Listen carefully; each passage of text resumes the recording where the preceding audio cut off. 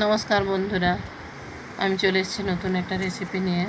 আজ মুরলা মাছ দিয়ে, আলু দিয়ে, ঝিঙে দিয়ে একটা তরকারি করা হবে।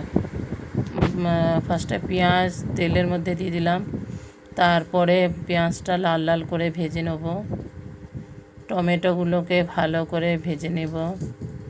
তার মধ্যে একটুখানি নুন, রসুন বাটা, হলুদ বাটা, হলুদ গুঁড়ো, লঙ্কা গুঁড়ো, জিরে গুঁড়ো, তারপর সবজিগুলোকে ভালো করে ভেজে নিতে হবে।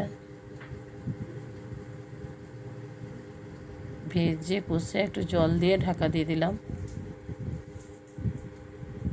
তারপরে খুলে দেখি 10 মিনিট পর আলু সিদ্ধ হলো নাকি।